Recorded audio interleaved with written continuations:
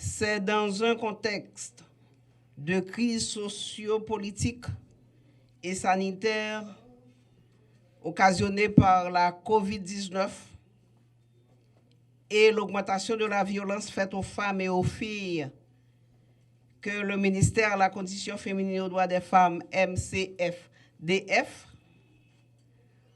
compte commémorer cette année la Journée internationale des droits des femmes le 8 mars prochain autour du thème national le leadership féminin pour un futur égalitaire et paisible en Haïti dans un monde de la COVID-19.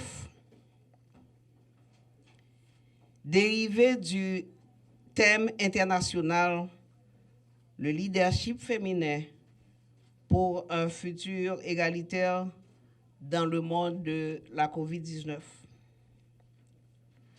À travers la commémoration de cette importante journée internationale, le MCFDF compte faire d'une pierre deux coups. 1. Promouvoir la participation politique des femmes, notamment dans la révision constitutionnelle, le référendum et le processus électoral d'une part. D'autre part, sensibiliser la population via les écoles et les médias sur les droits fondamentaux des femmes et la violence de genre comme violation des droits humains à travers une série d'activités. Tout d'abord, il est extrêmement important de souligner que la journée du 8 mars est une journée d'action, de sensibilisation et de mobilisation dédiée à la lutte pour les droits des femmes dans les domaines de l'éducation, la santé, l'économie, la politique, c'est-à-dire l'accès à tous les services disponibles tant dans la vie publique que privée pour l'égalité entre les sexes, la justice en général et non une journée de fête des femmes, parce que toutes les femmes ne sont pas nées le 8 mars. Il faut faire remarquer que plusieurs événements et initiatives ont eu lieu à travers le monde à cette occasion, notamment pour réfléchir, échanger, se mobiliser pour l'égalité entre les femmes et les hommes, faire le point sur les progrès réalisés dans le domaine des droits des femmes et surtout d'énumérer, d'analyser les défis à relever servant de contrainte pour permettre au sexe féminin de jouir de ses droits politiques, sociaux, économiques, culturels par leur participation effective. Les Nations Unies ont officialisé la journée du 8 mars par la résolution prise en 1977, d'où la présence de ce jour avec nous, la représentante de l'ONU Femmes en Haïti. Toutefois, cette journée puise ses origines dans l'histoire des luttes ouvrières et des manifestations de femmes au tournant du XXe siècle en Amérique du Nord et en Europe. À partir de 1909, les États-Unis, sous l'impulsion de femmes socialistes américaines, décident d'organiser chaque année, le dernier dimanche de février, une journée nationale des femmes, National Women's Day, pour célébrer l'égalité des droits civiques.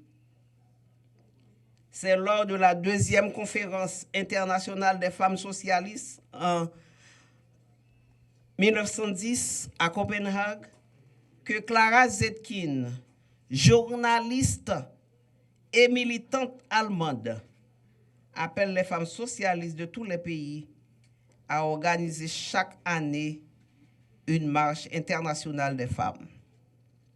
Elle est célébrée dès le 19 mars 1911 en Autriche, Allemagne, Danemark et en Suisse.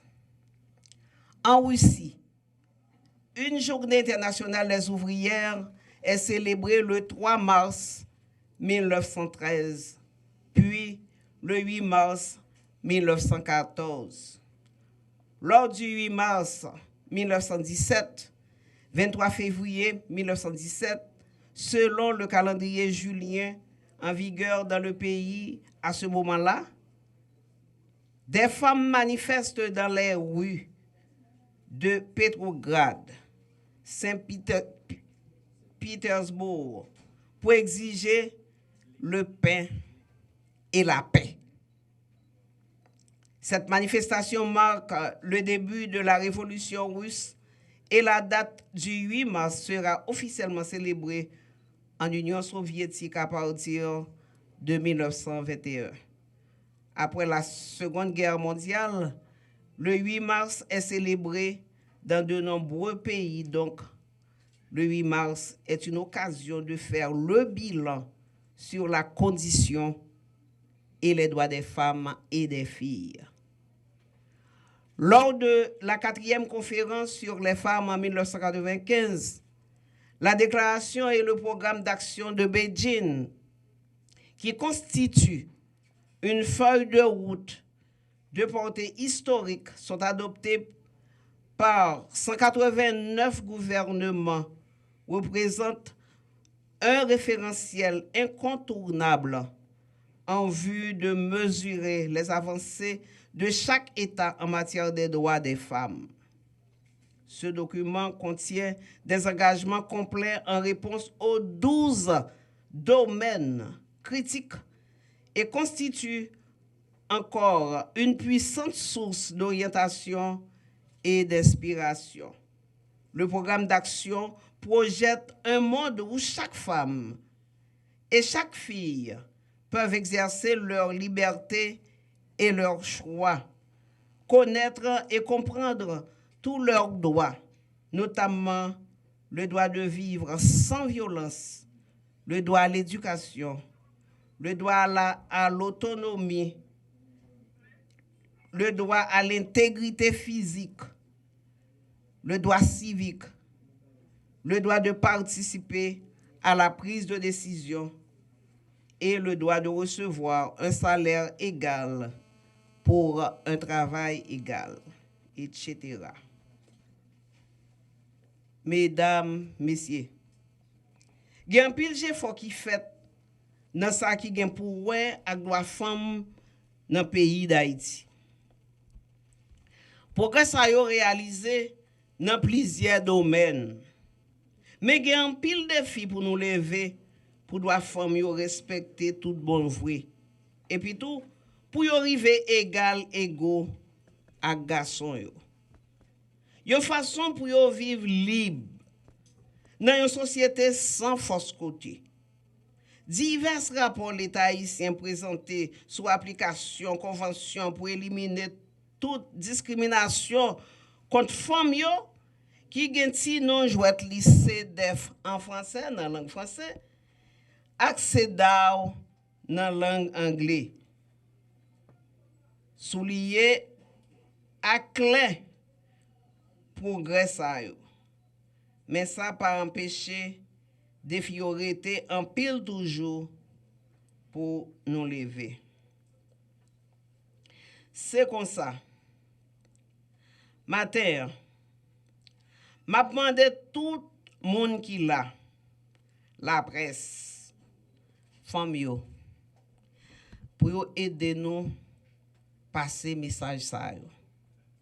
Parce que son gros pouvoir nous est pas quitter pouvoir nous dans même monde, dégager nos jeunes gonnes pour nous aider nous dans la bataille ça que nous avons fait matin et nous continuons à faire dans la question de la femme. C'est peut-être ça. Depuis l'année 2014, l'État haïtien mettait sous pied et puis adopté un document qui relève politique d'égalité femmes-hommes pour arriver jusqu'en 2034. Document ça a là dans 6 gros orientations. Chaque orientation yo définit objectif et puis tout déterminer mesures pour nous adopter une manière pour femmes yo jouir tout droit yo dans société ya libère. Ces 6 orientations sont les suivantes. Pour une égalité des droits des femmes et une justice équitable entre les femmes et les hommes. 2. Pour une éducation non sexiste et des modèles égalitaires. Pour un accès à la santé sexuelle et reproductive dans le respect de la dignité des femmes. Pour l'élimination de toutes les formes de violence faites aux femmes et aux filles. Pour une égalité économique et un accès équitable à l'emploi entre les femmes et les hommes. Et en dernier lieu, pour une participation égalitaire des femmes et des hommes aux instances décisionnelles. Mesdames, Messieurs, il importe de provoquer une prise de conscience collective. La mobilisation des acteurs et actrices à différents niveaux de la société est un système de gouvernance solide et viable, axé sur l'efficacité et la responsabilité en vue de mettre en œuvre les 6 orientations suscitées. Maintenant, concernant les activités à entreprendre pendant la journée du 8 mars. Pour commémorer la Journée internationale des femmes cette année, le ministère compte organiser plusieurs activités qui s'étendent du 8 mars, en général au 3 avril, mais on va continuer jusqu'en 28 mai. Date célébrant la Journée nationale du mouvement des femmes haïtiennes, le 3 avril.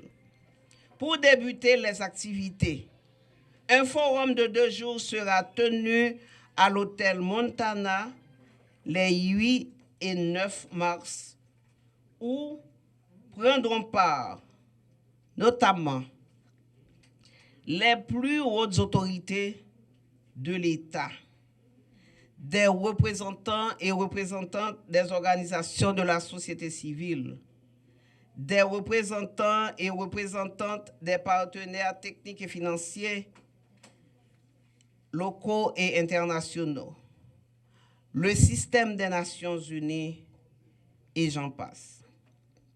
Des femmes leaders dans divers domaines seront honorées. 2 forats régionaux seront tenus, un dans le Grand Nord et l'autre dans le Grand Sud, autour des thèmes suivants: femmes, paix et sécurité, femmes et participation politique, COVID-19 et les violences faites aux femmes et aux filles. Entre autres, des causeries seront poursuivies dans les écoles sur les violences de genre et les droits des femmes et des filles à travers les 10 départements géographiques du pays.